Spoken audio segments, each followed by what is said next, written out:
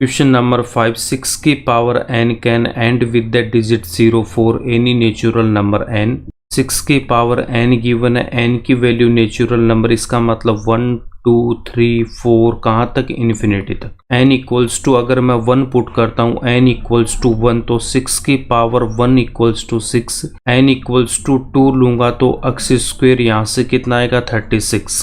n equals to 1 put कर रहा हूँ तो 6 की पावर 1, तो यूनिट डिजिट यहाँ पे कितना आ रहा है 6 आ रहा है। n इक्वल्स टू हमने 2 पुट किया तो यहाँ पे कितना आ रहा है 36, तो इसमें भी यूनिट डिजिट कितना आ रहा है 6 आ रहा है। क्वेश्चन नंबर 5 में चेक करना है कि 6 की पावर n की हमें ऐसी वैल्यू चेक करके बताना है जिस पे यूनिट डिजिट क्या हो जाए 0 हो जाए, यूनिट डिजिट क्या हो जाए 0 हो जाए। तो n की ऐसी वैल्यू पॉसिबल है क्या? अगर पॉसिबल है तो उस वैल्यू को हमें फाइंड आउट करना है, अगर पॉसिबल नहीं है तो उसका हमें रीज़न देना है। इस एक्सरसाइज के फर्स्ट क्वेश्चन में मैंने डिविजिबिलिटी का रूल आपको बता रखा है। 2 से डिविजिबिलिटी का रूल बता रखा है कि अगर कोई नंबर 2 से डिवाइड होगा तो उसका यूनिट डिजिट 0 2 4 6 या 8 होगा। अगर कोई नंबर 5 से डिवाइड होगा तो उसका यूनिट डिजिट 0 या फिर 5 होगा। किसी भी नंबर में यूनिट डिजिट अगर 0 आ रहा तो वो 2 एंड 5 वो दोनों से डिवाइड होगा। इसका मतलब अगर हमें यूनिट डिजिट चाहिए तो यहाँ पे ये आपके पास में 2 एंड 5 ये दोनों से डिविजिबल होगा, 2 एंड 5 दोनों से डिविजिबल होगा अगर हमें यूनिट डिजिट या फिर लास्ट डिजिट अगर 0 चाहिए। इसको एग्जाम्पल से समझते हैं। तो एग्जाम्पल नंबर फर्स्ट की अगर बात करता हूँ कि अगर आपने यहाँ पे 10 ले रखा है, 10 को अगर मैं डिवाइड करता हूँ 2 से डिवाइड करूँगा 5 को 5 से डिवाइड करेंगे 1, तो 10 के फैक्टर क्या हो जाएंगे 2 इंटू 5, 2 इंटू 5, 2 इंटू 5, 2 और 5 वो दोनों से नंबर क्या होगा डिविजिबल होगा। नेक्स्ट एग्जाम्पल, अगर हमने यहाँ पे 30 ले रखा है तो मैं 30 को मैं 2 से डिवाइड करूँगा तो यहाँ पे कितना 15, 15 को 3 से डिवाइड करूँगा 5 को 5 से डिवाइड करेंगे 1, 30 के प्राइम फैक्टर 2 इंटू 3 इंटू 5, तो यहाँ पे भी देखो 2 आ रहा है और 5 आ रहा है। तो कोई भी नंबर जो आपके पास में अगर 0 से एंड हो रहा है तो वो 2 एंड 5 वो दोनों से क्या होगा डिविजिबल होगा।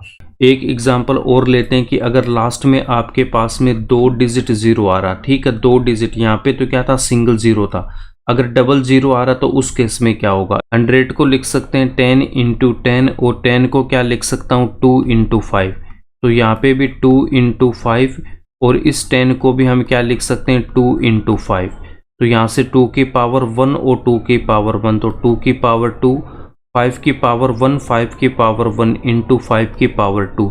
अगर यूनिट डिजिट हमारे पास में सिंगल 0 आ रहा है तो उसका मतलब उसमें 2 इंटू 5 का फैक्टर होना चाहिए, 2 इंटू 5 से वो डिवाइड होना चाहिए।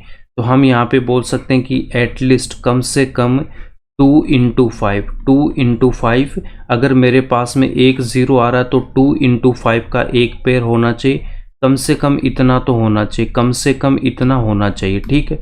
यहाँ पे देखो 3 आ गया तो कोई बात नहीं, बट 2 इंटू 5 इतना तो आपके पास होना चाहिए अगर वो नंबर 0 से एंड कर रहा है। अगर लास्ट में डबल 0 आ रहा है तो उस केस में 2 की पावर 2 इंटू 5 की पावर 2, एटलीस्ट इतना आपके पास होना चाहिए। एग्जाम्पल नंबर 1 एंड 2 से हम कह सकते हैं कि अगर कोई भी नंबर 0 से एंड कर रहा है तो उसके फैक्टर में 2 एंड 5, 2 और 5 वो दोनों होना चाहिए कम से कम। हमें यहाँ पे 6 की पावर n गिवन है, तो 6 की पावर n का अगर मैं यहाँ पे फैक्टर करूँगा तो इसके फैक्टर कितना हो जाएगा, 6 की पावर n के फैक्टर, 6 का फैक्टर हो जाएगा 2 इंटू 3 पावर यहाँ पे n इक्वल्स टू 2 की पावर n इंटू 3 की पावर n।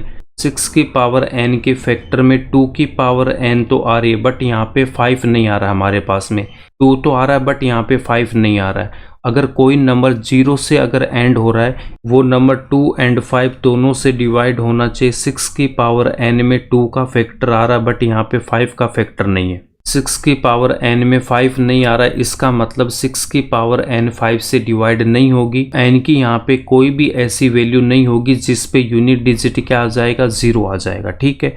अब यहाँ पे आपके पास में एग्जाम्पल नंबर 1 में 6 की पावर n की जगह 4 की पावर n गिवन है, तो इस 4 की पावर n के फैक्टर करेंगे तो 2 इंटू 2 की पावर n, तो यहाँ से कितना हो जाएगा 2 की पावर 1 और 2 की पावर 1, तो 2 की पावर 2 और यहाँ पे n, तो यहाँ पे पावर मल्टीप्लाई होगी तो 2 की पावर 2n। तो 4 की पावर n में भी आपके पास में 5 का फैक्टर नहीं आ रहा, ओनली 2 का फैक्टर आ रहा है। इसका मतलब 4 की पावर n में भी n की ऐसी कोई वैल्यू नहीं होगी जिस पे कि यूनिट डिजिट 0 आ जाए। इस टाइप की जितनी भी प्रॉब्लम आएगी वो आपसे सोल्व हो जाएगी। बट इसका सॉल्यूशन कैसे लिखना, उसमें यहाँ पे देखो सॉल्यूशन में हम यहाँ पे लिखेंगे if any numbers unit digit और last digit is 0 then that number will be divisible by 2 and 5। किसी संख्या का अंतिम और इकाई अंक 0 है तो वह संख्या निश्चित ही 2 और 5 से विभाजित होगी।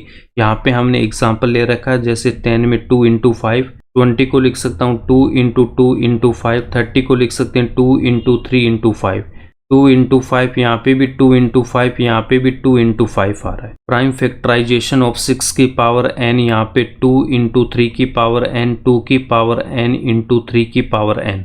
6 की पावर n के फैक्टर में 5 नहीं आ रहा तो यहाँ पे लिखेंगे 5 is not in the prime factorization of 6 की पावर n, therefore 6 की power n will not be divisible by 5, so 6 की power n cannot end with the digit 0 for any natural number n। अतः किसी भी प्राकृत संख्या n के लिए 6 की पावर n अंक 0 पर समाप्त नहीं हो सकती है। एग्जाम्पल नंबर 1 में हमें क्या लिखना है, यहाँ पे 4 की पावर n गिवन है तो इसके फैक्टर करेंगे तो 2 की पावर 2n आएगा। तो यहाँ पे भी 5 नहीं आ रहा, 5 is not in the prime factorization of 4 की पावर n, therefore 4 की power n will not be divisible by 5।